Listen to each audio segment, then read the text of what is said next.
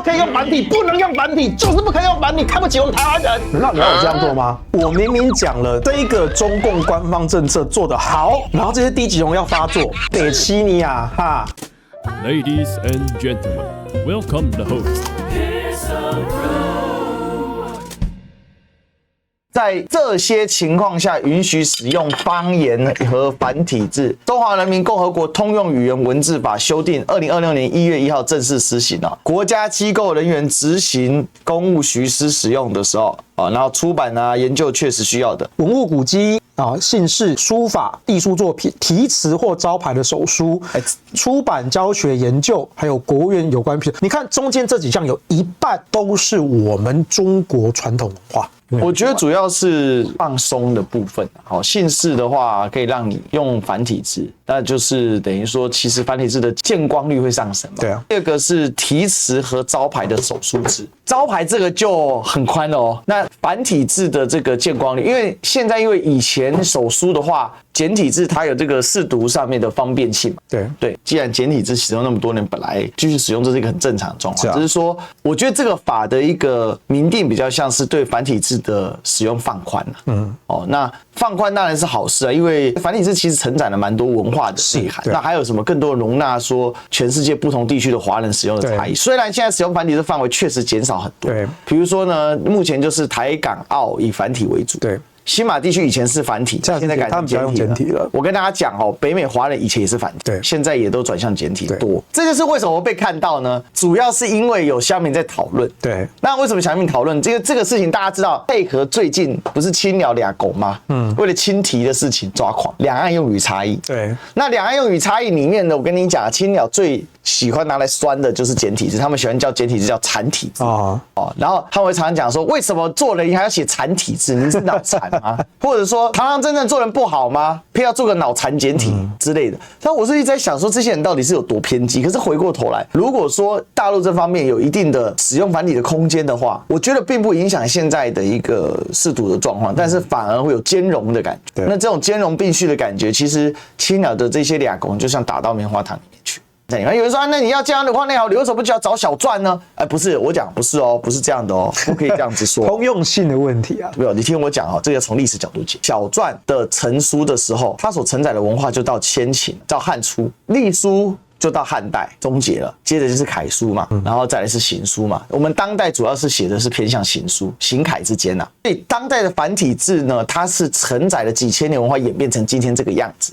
所以你說，那你為什麼不去寫小篆？你既然文化傳承，對，可以啊。但是問題是，從漢初之後，就小篆的使用，它就基本上它定型化了嘛。它就在《說文解字》裡面定型化之後，基本上它就沒辦法基於這些文字的字形繼續承載後面的歷朝歷代精彩的故事嘛。所以你論每一次。如果說講到文字可以承載文化，尤其繁體字演變它承載文化的時候，那你就嗆人家說，你就回去寫小篆就好了，你寫什麼現代繁體字？就代表說，那你可能是一個先秦文化的愛好者，或者你是秦始皇的鐵粉。對。但是你作為圍棋粉，但你不能阻止其他人在當代還傳承下來的繁體字，它作為一個文化載體這件事情上，你去阻止別人做這件事嘛？那其他人也喜歡漢朝啊、宋朝啊、明朝啊，到喜歡到清朝到後面朝代，那難道一定要配合你这個大秦粉嗎？那這也會不會太阿爸了一點？這也是太霸道了一點。所以我的邏輯是繁體字的使用的開放，更多的讓它在公眾場合的露出，我認為它是一個讓中華文化內涵的豐富度更多的可以被呈現出來的一個過程。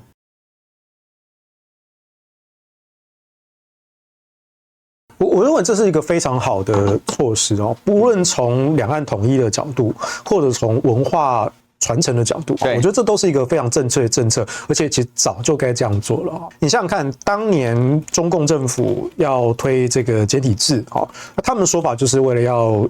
他們叫簡化字嘛，就是要推廣就是識字率的普及。那當然你可以說在上個世紀在那個時候民智未開的年代，教育水準也不普及那你推動這個簡化字，能夠讓更多的人識字，教起來比較方便。OK， 我覺得多少可以接受。可是幾十年過去，你會發現，尤其是這幾年，中共也在推所謂的中華文化的復興。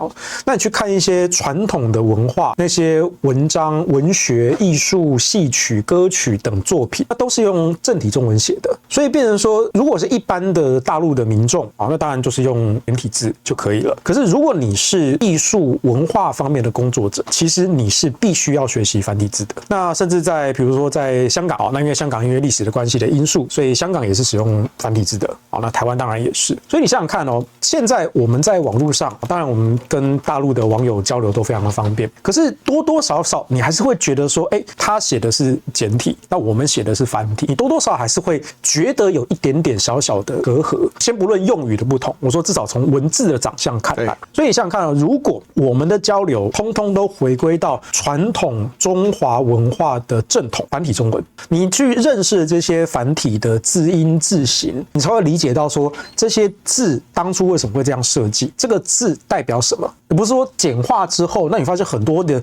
連部首都看不太出來。那當然我這邊不是說簡體字不好，因為在那個時代，上個世紀為了識字率的普及做了一點犧牲。可是我覺得現在大家教育水準都已經起來了，那我覺得這個時候是時候恢復傳統正統的中文字。大陸只是推廣簡體字，並不是禁止繁體的使用，所以有些台灣人請不要瞎驕傲和標榜你們自己叫中華文明正統。他說大陸本來就沒有禁止使用繁體字，是大陸沒有禁止使用繁體，但是今天他出台這個政策開放使用繁體，它代表是什麼？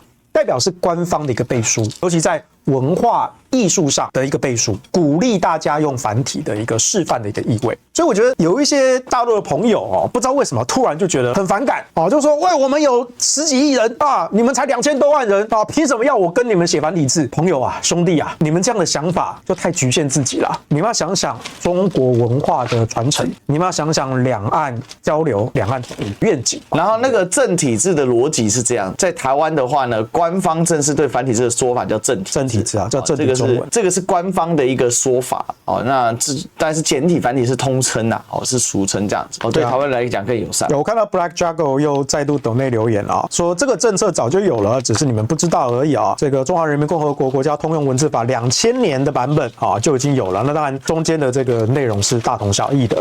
那為什麼這個政策有所更新呢？又說或放到今天被強調呢？從26年後的今天。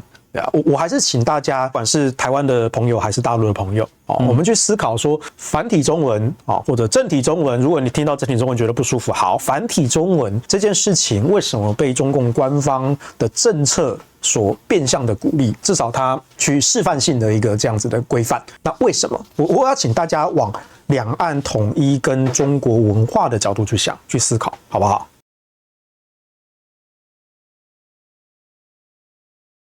回應木新聞，他說歷史哥這幫人骨子還是覺得自己是高貴的民主天龍人從來沒有，好嗎？他們願意說大陸2句好話，就是知道打不過大陸而已。打不過大陸是客觀事實，所以不是知道，是客觀事實。我不是青鳥，我從來不覺得民主是什麼高貴的體制。從一個學歷史來講，沒有一個體制是完美的。對啊，它只有時時刻刻的不斷的改。當然，你可以說有一些台灣人得了民主病，所以他們真的把民主奉這是絕對顛撲不破的最高貴的價值。我告訴你，我黃世修天生反對這個概念，我根本性上就反對這種制度先天優越論。不管是民主，西方的民主還是東方的民主，對，你認為哪一種制度是先天優越的，我都反對。制度就是制度，它就是一種不同的實驗，相對的一個平衡。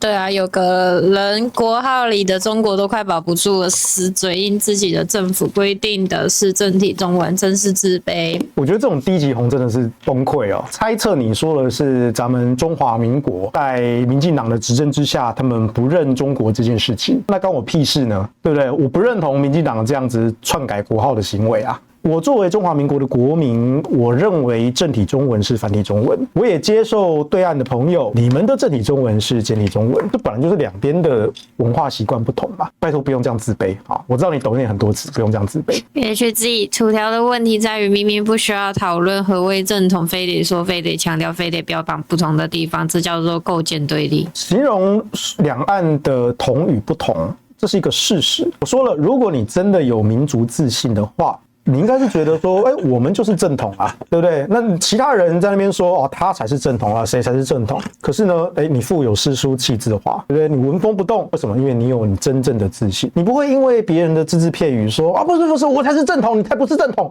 而且還一直吵。我去指出這個事實，並接受文化的這個差異，甚至它只是一個習慣的差異。那你說這個就叫建構對立，你心中先有的對立，而你的對立來自於這些低級紅的心中自卑、民族不自信。HG 高考評分標準中雖說要使用規範文字，但實際上除了規不要寫成細這類，並不特別限制繁體的使用。當然，絕大多數學生連題都寫不完，不至於犯中二病的去寫繁體。可是這不是重點啊！我不覺得你拿這個理由能夠打擊到什麼啊？我覺得你是不是要考慮一下你的這個思維的邏輯？但是你說寫繁體就是犯中二病嗎？我覺得這也未必啊。對圖條的語言文字理解能力標示堪憂，我都說了，前提是因為寫不完題，你只盯着中二兩個字。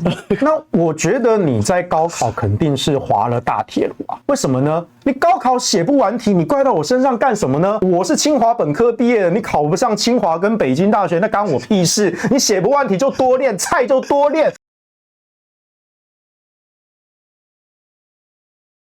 HG 在賴賞倒行逆施，把台灣帶到危急存亡的時刻大背景下，在土條演中強調我跟你不一樣，比謀求兩岸共識、降低開戰風險更加重要。我真的懷疑你真的是青鳥反串因為我們在歷史歌這個雙主修這個時段，我們已經講過 N 次了，每一次講到大陸的事情，而甚至我自己都強調非常多次。我上次說國民黨很多人都喜歡講求同存異，可是呢，國民黨總是喜歡講那個異，不講那個同。我黃士修不一樣，我黃士修最喜歡講同，所以你怎麼會扣我一個相反的帽子呢？說在土條眼中強調我跟你不一樣，比謀求兩岸共識、降低開戰風險更加重要。我告訴你，我這句話不是在斗內的時候講啊，我這句話在上次我們去上海政法學院交流的時候，我也是明明白白的1510的，在所有的大陸朋友面前講同樣的話。我說求同存異，但我求的同是世界大同，是台灣跟大陸的同，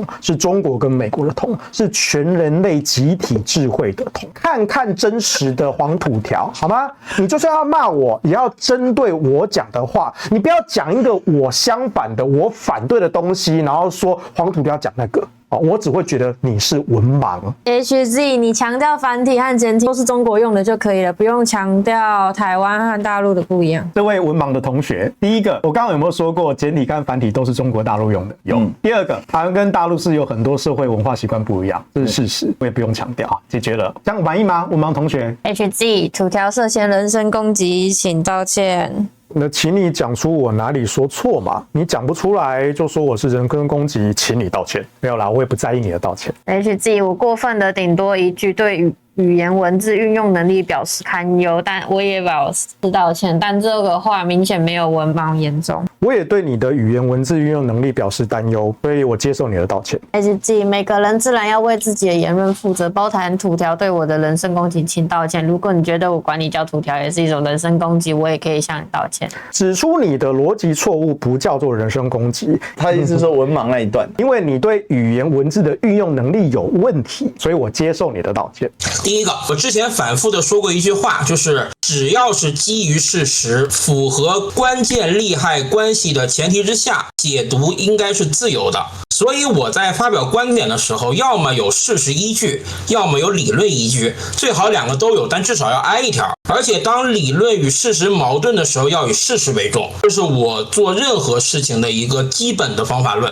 我的觀點，昨天我表達的就是這個意思，能不能少用我們、你們這樣的詞語，能不能多用咱們，多說一樣的地方，少標榜你跟我跟你不一樣的地方。前幾天老 A 我看了他一段話，深有感觸啊。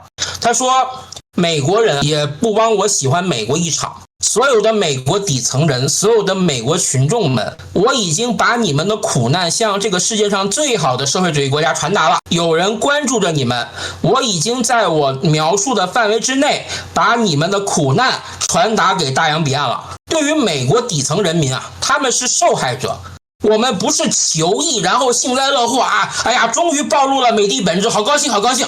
而是求同。當美國底層人民最後的結局跟一般動物沒什麼兩樣的時候，可能我們沒有經歷這樣的苦難，很難做到感同身受。但是大家都是人類，我們真的痛心。所以求同存異關鍵的點是求同，不是求異。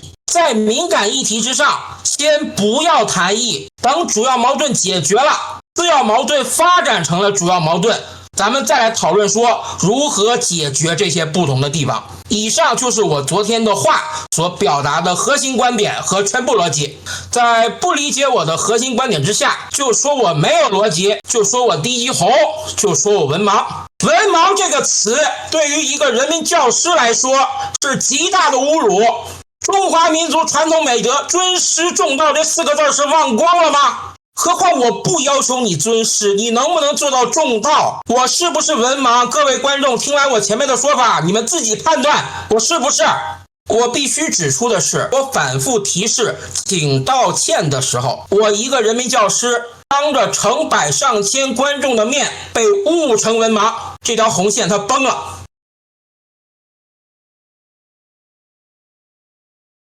我可以很理解 HZ 的情緒，是因為我作為老師，如果有一個人對我說你是老師，然後又說我是就是文盲，我是會火起來的。因為我們作為老師，我們在做教書的工作，然後結果我被人家說被我說成是沒有知識的載體，你想想看，是多侮辱的一個行為。每個人他有每個人的想法，我們也沒有辦法強制他去改變什麼，只能說是寄希望於以後慢慢去改變。當然我完全就是同意 HZ 老師不應該被侮辱。黃世修他確實有這個一遇到反對自己的意見就喜歡貶低對手的這樣一種行為，這其實不是很好的一種辯論方法。我先講，我也是亞斯伯格，我可以理解他這樣思考的方式，可是我無法接受他用這種方式去羞辱人。羞辱人是你的品格，它不是你的特質。是這樣的，我希望大家剛才在說啊 HZ 太過激啦怎麼樣的那些朋友們呢，想一想，為什麼每次土條來他都會跟某個或者某些大陸朋友產生矛盾？我對土條本人沒有任何意見，我很討厭他的一個點是什麼呢？他喜歡拿辯論賽的東西放到我們這種就是討論一件事情上面來，因為他的辯論是辯論不出結果來的，到最後就是吵架，沒有意義的。我覺得深水區更要大家保持一個優良的心態去對碰，碰出一個正確的結果，而不是說上來你這個文盲，我是正統，那樣是沒有意義的。不自覺的當中，就是說那個黃世修他就是那種不知道怎麼來的那種優越感，他突然間冒了出來。我這樣講，他就是一種異色的絕情，你這樣理解他你就知道，只是他還比較比那些變成青鳥的絕情講道理，他可以說是知青裡面的一種